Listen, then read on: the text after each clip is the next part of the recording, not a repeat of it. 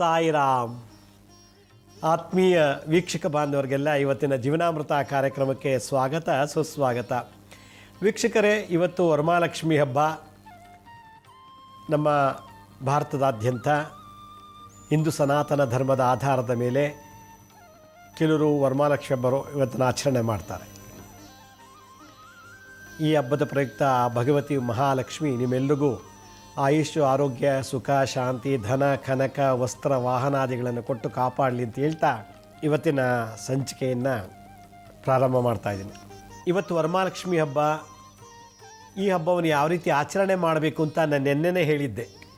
ನೆನ್ನೆ ಈ ಹಬ್ಬಕ್ಕೆ ಯಾವ ರೀತಿ ತಯಾರಿ ಮಾಡ್ಕೋಬೇಕು, ಏನೆಲ್ಲ ಸಾಮಗ್ರಿಗಳನ್ನು ನಾವು ಪರ್ಚೇಸ್ ಮಾಡಬೇಕು ವರಮಹಾಲಕ್ಷ್ಮಿ ಹಬ್ಬಕ್ಕೆ, ಜ್ಯೇಷ್ಠಾಲಕ್ಷ್ಮಿ ಅನ್ನೋ ಹೆಸರಿನಲ್ಲಿ ಈ ಹಬ್ಬವನ್ನು ಆಚರಣೆ ಮಾಡೋದು ಹೇಗೆ ಅಂತ ನೆನ್ನೆ ಸಂಚಿಕೆಯಲ್ಲಿ ಹೇಳಿಕೊಟ್ಟಿದ್ದೆ.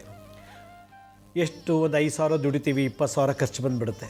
5,000 ಬಂದರೆ ದುಡ್ಡು, 20,000 ಖರ್ಚು, 1,00,000 ದುಡ್ಡು ಬಂದರೆ 5,00,000 ಖರ್ಚಿರ್ತದೆ. ಇದು ಯಾತಕ್ಕೆ? ಓ ಜಮದ ಕರ್ಮದ ಪ್ರಯುಕ್ತವಾಗಿ. ಹಾಗಾದರೆ ದುಡ್ಡು ಬಂದಿದ್ದು 2ರಷ್ಟು ಖರ್ಚಾಗತ್ತೆ ಅಂದರೆ ಇವತ್ತು ಶಾಂತಿ ಮಾಡ್ಕೋಬೇಕು.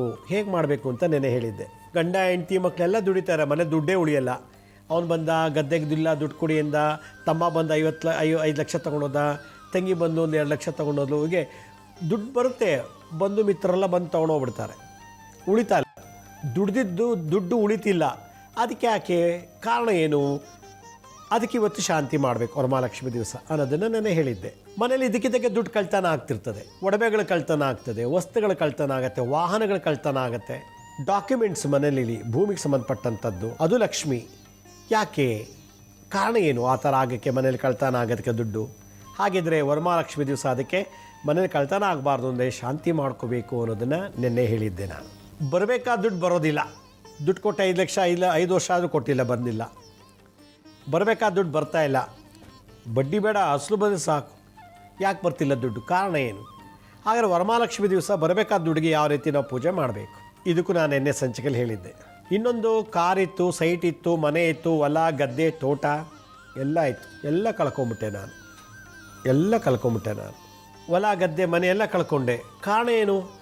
ಗಳಿಸಿದ ಸಂಪತ್ತೆಲ್ಲ ಕಳ್ಕೊಂಬಿಟ್ವಿ. ಏನೋ ದೋಷ ಇದೆ. ಆ ದೋಷಕ್ಕೆ ಇವತ್ತು ವರಮಹಾಲಕ್ಷ್ಮಿ ದಿವಸ ಪೂಜೆ ಮಾಡಬೇಕು. ಹೇಗೆ ಮಾಡಬೇಕು ಅನ್ನೋದನ್ನು ನಾನು ನಿನ್ನೆ ಸಂಚಿಕೆಯಲ್ಲಿ ಹೇಳ್ಕೊಟ್ಟಿದ್ದೆ. ಇದಿಷ್ಟೂ ಕೂಡ ನಿನ್ನೆ ನಾನು ಈ 5 ದೋಷಗಳಿಂದ ಮುಕ್ತರಾಗಬೇಕು ಅಂದರೆ ವರಮಹಾಲಕ್ಷ್ಮಿ ಹಬ್ಬ ಇವತ್ತು ಲಕ್ಷ್ಮಿ ಹುಟ್ಟಿದ ದಿನ. ಸಮುದ್ರ ಮಂಥನ ಮಾಡುವಾಗ ಈ ಕಡೆ ದೇವತೆಗಳು, ಈ ಕಡೆ ರಾಕ್ಷಸರು ಸಮುದ್ರವನ್ನು ಮಂಥನ ಮಾಡಬೇಕಾದ್ರೆ ಕೊನೆಯ ಭಾಗದಲ್ಲಿ ಇಲ್ಲಿ ಮಹಾಲಕ್ಷ್ಮಿ ಅಮೃತದೊಂದಿಗೆ ಹೊರಗೆ ಬರ್ತಾಳೆ. ಅದೇ ಗುಪ್ತಲಕ್ಷ್ಮಿ ಅಥವಾ ಜ್ಯೇಷ್ಠಾಲಕ್ಷ್ಮಿ ಅಂತ ಕರೀತಾರೆ. ಇವತ್ತು ವರಗಳನ್ನು ಕೊಡೋದು. ಈ 5 ದೋಷಗಳು ನಾನು ಏನು ಹೇಳಿದ್ನೋ ಅದನ್ನೆಲ್ಲ ನಿವಾರಣೆ ಮಾಡಿಕೊಳ್ಳಿಕ್ಕೋಸ್ಕರ ಇವತ್ತು ವರಮಹಾಲಕ್ಷ್ಮಿ ಹಬ್ಬನ್ನು ಯಾವ ರೀತಿ ಮಾಡಬೇಕು ಅಂತ ನಿನ್ನೆ ಸಂಚಿಕೆಯಲ್ಲಿ ತಿಳಿಸ್ಕೊಟ್ಟಿದ್ದೀನಿ. ಇವತ್ತು ಅದನ್ನು ಮಾಡಿ, ಯಾವಾಗ ಸಮಯ ಬರುತ್ತೋ ಅದು. ವರಮಹಾಲಕ್ಷ್ಮಿ ದಿವಸ 5 ಕಾಯಿಗಳಿಟ್ಟು ಪೂಜೆ ಮಾಡೋಕ್ಕೆ ಹೇಳಿದೆ. ಪೂಜೆ ಎಲ್ಲ ಆದಮೇಲೆ ನೆಕ್ಸ್ಟ್ ಡೇ ಅದನ್ನು ಓಪನ್ ಮಾಡಿ ಸ್ವೀಟ್ ಮಾಡಿ ತಿನ್ನಬೇಕು ಅಂತ ನಾನು ತಿಳಿಸಿದ್ದೆ ಅಂತ ಅನಿಸುತ್ತೆ. ಕೆಲವರು ಕೇಳಿದರು, ಅದಕ್ಕೆ ಮತ್ತೊಮ್ಮೆ ಹೇಳ್ತಾ ಇದ್ದೀನಿ.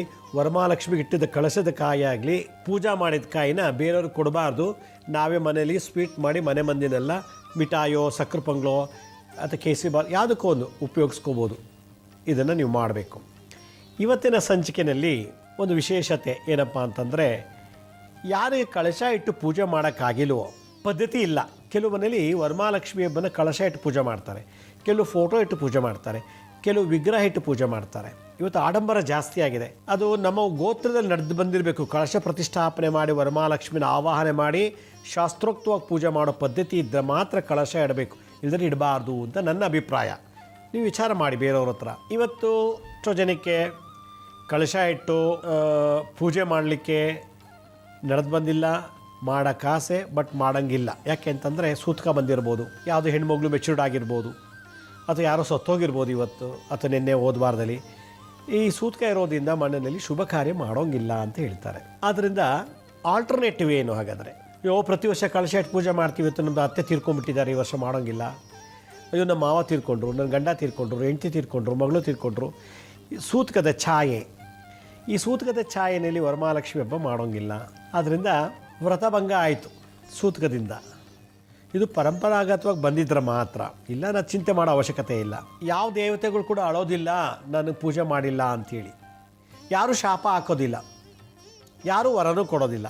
ಆರಾಧನೆ ಯಾತಕ್ಕೆ ಮಾಡ್ತೀವಿ ಅಂದರೆ ನಮ್ಮ ಜಾತಕ ದೋಷ ಕಳ್ಕೊಳ್ಳೋಕ್ಕೋಸ್ಕರ. 5 ದೋಷಗಳು ನಾವು ಹೇಳಿದೆ ಓ ಜನ್ಮದಲ್ಲಿ ಏನೇನು ಮಾಡಿ, ಅದಕ್ಕೆ ಈ ಜನ್ಮದಲ್ಲಿ ನಮಗೆ ಲಕ್ಷ್ಮಿ ವಾಸ ಮಾಡ್ತಿಲ್ಲ. ಲಕ್ಷ್ಮಿ ಚಂಚಲೆ, ಸ್ಥಿರತೆ ಇರೋದಿಲ್ಲ. ಅವಳು ನಿಮ್ಮ ವಿದ್ಯೆ ಬುದ್ಧಿ ನೋಡಿ, ರೂಪ ಅಂತಸ್ತು ನೋಡಿ ಮನೇಲಿ ವಾಸ ಮಾಡಲ್ಲ. ನಿಮ್ಮ ಯೋಗ್ಯತೆಯನ್ನು ನೋಡಿ, ನಿಮ್ಮ ಒಳ್ಳೆ ಗುಣ ನೋಡಿ ಮನೆಯಲ್ಲಿ ವಾಸ ಮಾಡ್ತಾರೆ ಲಕ್ಷ್ಮಿ.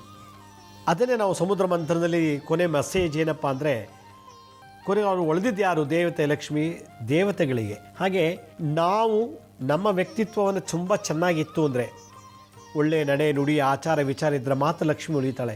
ನೀವು ಗ್ರ್ಯಾಂಡಾಗೆಲ್ಲ ಅಲಂಕಾರ ಮಾಡಿ ಒಡವೆ ಎಲ್ಲ ಪೂಜೆ ಮಾಡಿಬಿಟ್ಟು ಕುಡಿಯೋದು ಸೇದೋದು ಇನ್ನೊಬ್ಬರು ಮೋಸ ಮಾಡೋದು ಮಾಡಬಾರ್ದು, ಕೆಟ್ಟ ಕೆಲಸ ಮಾಡಿದ್ರೆ ಲಕ್ಷ್ಮಿಗೆ ಅದು ಮೈಲಿಗೆ ಆದಾಗೆ ಇರೋದಿಲ್ಲ ಮನೆಯಲ್ಲಿ. ಆದ್ದರಿಂದ ವರಮಹಾಲಕ್ಷ್ಮಿ ಹಬ್ಬವನ್ನು ಮಾಡೋಕ್ಕೊಂದು ಯೋಗ್ಯತೆ ಇರಬೇಕು.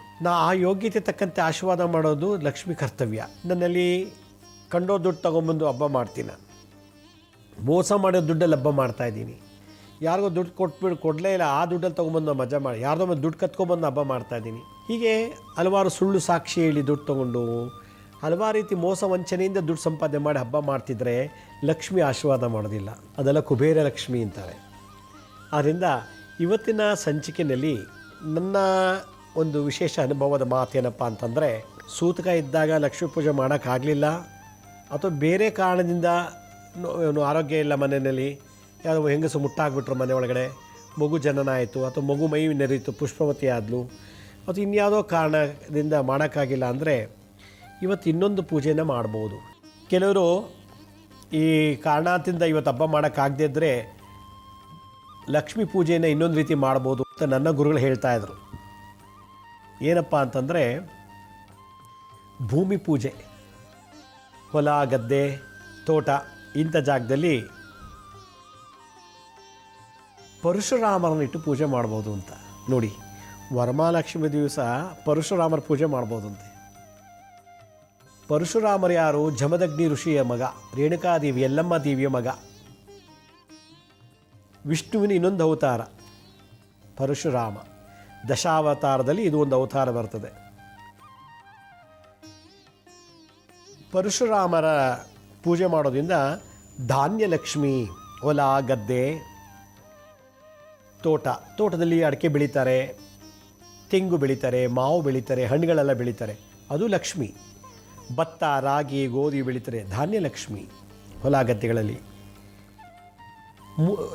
ಹಣಕ್ಕೆ ಮೂಲ ಈ ಧಾನ್ಯವನ್ನು ಮಾರಿದ್ರೆ ದುಡ್ಡು ಬರುತ್ತೆ. ದುಡ್ಡು ಬಂದಾಗ ಕಾರು ಸೈಟು ಮನೆ ಬಂಗ್ಲೆ ಎಲ್ಲ ತೊಗೋಬೋದು ನಾವು. ಅದರಿಂದ ಈ ಧಾನ್ಯಲಕ್ಷ್ಮಿ ಭಾಳ ವಿಶೇಷವಾದಂಥ ಲಕ್ಷ್ಮಿ. ನಿಮ್ಮದು 5,000 ಕೋಟಿ ದುಡ್ಡು ಇಟ್ಕೊಂಡ್ರೆ ಹೊಟ್ಟೆ ತುಂಬುತ್ತಾ? ತಿನ್ನೋಕ್ಕಾಗತ್ತೆ? ದುಡ್ಡನ್ನ ಇಲ್ಲ, ಧಾನ್ಯನೇ ತಿನ್ನಬೇಕು.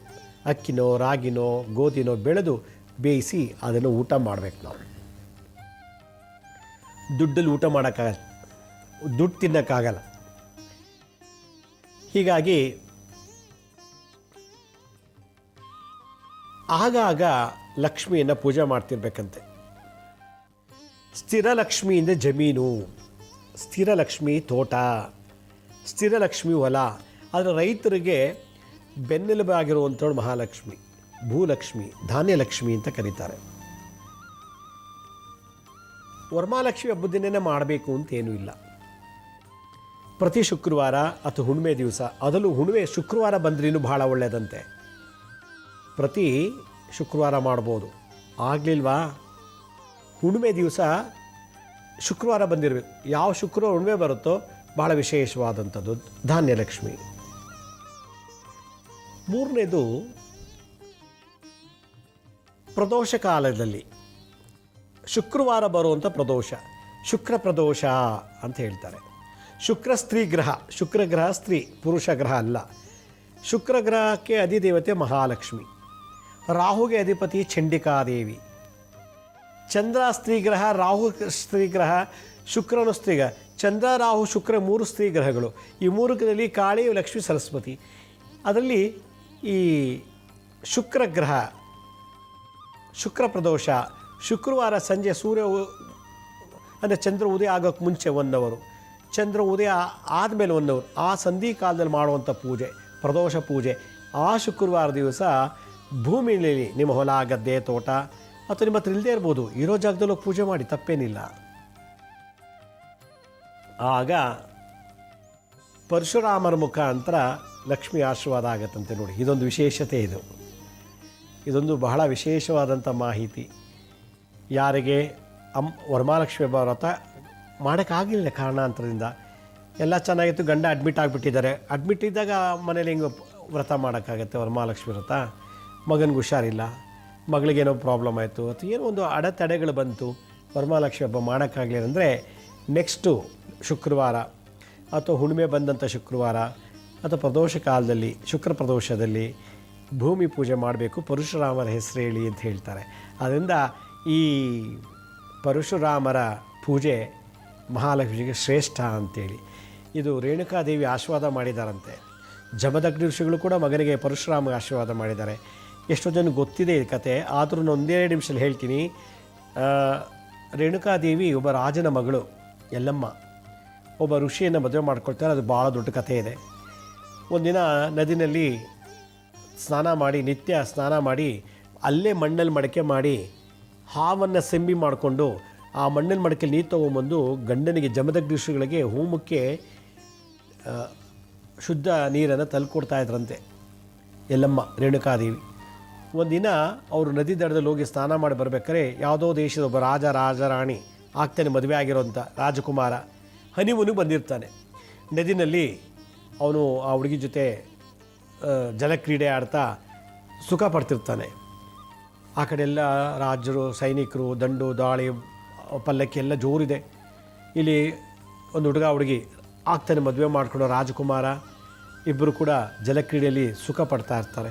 ಇದನ್ನು ರೇಣುಕಾದೇವಿ ನೋಡಿಬಿಡ್ತಾರೆ. ಅಯ್ಯೋ, ಇಂಥ ಸುಖ ನನಗಿಲ್ವಲ್ಲ, ಹೋಗಿ ಒಬ್ಬ ಸನ್ಯಾಸಿ ಮದುವೆ ಮಾಡ್ಕೊಂಡ್ಬಿಟ್ನಲ್ಲ ನಾನು ಅಂಥೇಳಿ ಮನಸ್ಸಲ್ಲಿ ಹಂಗೆ ಅಂದ್ಕೋತಾರೆ. ಅಂದ್ಕೊಂಡು ಸ್ನಾನ ಮಾಡಿ ಬಂದು ಮಡಕೆ ಮಾಡೋಕ್ಕೆ ನೋಡ್ತಾರೆ. ಮಡಕೆ ಮಾಡೋಕ್ಕೆ ಆಗ್ತಿಲ್ಲ. ಕುಂಭ ನೀರು ತೊಗೊಂಡೋಗಬೇಕು ಗಂಡನಿಗೆ. ಏನೇನು ಹೋಮ ಪೂಜೆ ಎಲ್ಲ ನಡೀತಾ ಇದೆ, ಅಷ್ಟರೊಳಗೆ ಹೋಗಿ ನೀರು ಕೊಡಬೇಕು ಗಂಡನಿಗೆ, ಜಮದಗ್ನಿ ಋಷಿಗಳಿಗೆ. ಅವ್ರೇನು ಮಾಡ್ತಾರೆ, ಮಡಕೆ ಮಾಡೋಕ್ಕೆ ನೋಡ್ತಾರೆ, ಆಗ್ತಿಲ್ಲ. ಮನಸ್ಸು ಮೈಲಿಗೆ ಆಯಿತು. ಅದು ನೋಡಿಬಿಟ್ಟು ಆ ಒಂದು ರಾಜನ ಮಗ ಆಗ್ತಾನೆ, ಮದುವೆ ಮಾಡ್ಕೊಂಬಂದು ಆ ಹುಡುಗಿ ಜೊತೆ ಸರಸ ಸಲ್ಲಾಪ ಆಡ್ತಿರೋದು ನೋಡಿಬಿಟ್ಟು ಮನಸ್ಸು ಭಂಗ ಆಯಿತು, ಮೈಲಿಗೆ ಆಯಿತು. ದಿನ ಹಾವು ಬರ್ತಿತ್ತು, ಆ ಹಾವು ಬರಲಿಲ್ಲ ಸಿಂಬಿ ಮಾಡ್ಕೊಳ್ಳಿಕ್ಕೆ, ಮೇಲಿಗೆ ಆಯಿತು. ಹೋಗಿ ಗಂಡನ ಹತ್ರ ನಿಂತ್ಕೊಳ್ತಾರೆ. ಇವತ್ತು ನೀರು ತರೋಕ್ಕಾಗಲಿಲ್ಲ. ಗಂಡನಿಗೆ ಗೊತ್ತಾಯಿತು, ಜಮದಗ್ನಿ ತ್ರಿಕಾಲ ಜ್ಞಾನಿ ಅವರು, ಮಹಾಕೋಪಿಷ್ಟ ಜಮದಗ್ನಿ, ಮೈಯೆಲ್ಲ ಕೋಪಿಷ್ಟು ಅಂಥ ಮಹಾನು ಸಪ್ತಋಷಿಗಳು ಅವರೊಬ್ಬರು. ಅಂಥ ಋಷಿ ಹತ್ರ ಹೋಗಿ ನಿಂತ್ಕೊಂಡು ಕೇಳಿದಾಗ, ಏನು ಇವತ್ತು ನನಗೆ ನೀರೇ ತಂದು ಕೊಟ್ಟಿಲ್ಲ, ಪೂಜೆಗಿಲ್ಲ, ಅಭಿಷೇಕಕ್ಕಿಲ್ಲ, ಹೋಮಕ್ಕಿಲ್ಲ, ಹೀಗೆ ಎಂದಾಗ ಅವ್ರಿಗೆ ಗೊತ್ತಾಯಿತು, ನೀನು ಮೇಲಿಗೆ ಆಗಿದೆಯಾ, ಇವತ್ತು ಏನೋ ಕೆಟ್ಟದ್ದು ನೋಡಿ ಇದಾಗಿದೆಯಾ ಅಂತೇಳಿ. ಕೊನೆಗೆ ನೀನು ಬದುಕಿರಲೇಬಾರ್ದು, ನನ್ನ ವ್ರತ ಭಂಗ, ಹೋಮ ಯಜ್ಞ ಹವನಕ್ಕೆ ಭಂಗ ಮಾಡಿದ್ಯಾ ಅಂಥೇಳಿ ಕೋಪ ಮಾಡ್ಕೋತಾರೆ. ಆಗ ಅವರು ಎಲ್ಲ ಮಕ್ಕಳು ಕರೆದು ನಿಮ್ಮ ತಾಯಿ ತಲೆ ತೆಗಿರಿ ಅಂತಾರೆ. ನಾವು ತಾಯಿ ತಲೆ ಮಾತೃಹತ್ಯೆ ಮಾಡಲ್ಲ. ಆಗ ಪರಶುರಾಮ ವಿಂಧ್ಯ ಪರ್ವತದಲ್ಲಿ ತಪಸ್ಸು ಮಾಡ್ತಿರ್ತಾರೆ, ಕರೀತಾರೆ ಅವ್ರನ್ನ, ನಿನ್ನ ತಾಯಿನ ತಲೆ ತೆಗಿ ನೀನು ಅಂತ. ತಲೆ ತೆಗಿ ಎಂದಾಗ ನಾನು ತೆಗಿಯಲ್ಲ ಅಂತಾನೆ. ಆದರೂ ನನ್ನ ಮಾತು ಪಿತೃವಾಕ್ಯ ಪರಿಪಾಲನೆ ಮಾಡಬೇಕು ಅಂದಾಗ ಪರಶುರಾಮ ತಂದೆಗೆ ನಮಸ್ಕಾರ ಬಿಟ್ಟು ತಾಯಿ ರೇಣುಕಾದೇವಿ ತಲೆನ ಕಟ್ ಮಾಡಿಬಿಡ್ತಾರೆ. ಆಮೇಲೆ ಏನು ವರ ಬೇಕು ಅಂತ ಕೇಳಿದಾಗ, ನನ್ನ ಎಲ್ಲ ಮಕ್ಕಳನ್ನು ನೀವು ಸುಟ್ಟು ಭಸ್ಮ ಮಾಡಿದ್ದೀರಾ, ತಲೆ ತೆಗಿಲಿಲ್ಲ ಅಂಥೇಳಿ ಅವ್ರಿಗೆ ಜೀವ ಕೊಡಿ, ಮತ್ತೆ ನಂಗೆ ತಾಯಿ ಬೇಕು ಅಂತ ಕೇಳ್ತಾರೆ. ಆಗ ಅವ್ರು ಆಶೀರ್ವಾದ ಮಾಡಿ ಮತ್ತೆ ರೇಣುಕಾದೇವಿಗೆ ಮತ್ತೆ ತಲೆ ಸುಟ್ಟು ಭಸ್ಮ ಮಾಡಿದಾಗ ಉಳಿದೆಲ್ಲ ಮಕ್ಕಳುಗಳು ಜೀವದಾನ ಮಾಡ್ತಾರೆ ಜಮದಗ್ನಿ ಋಷಿಗಳು.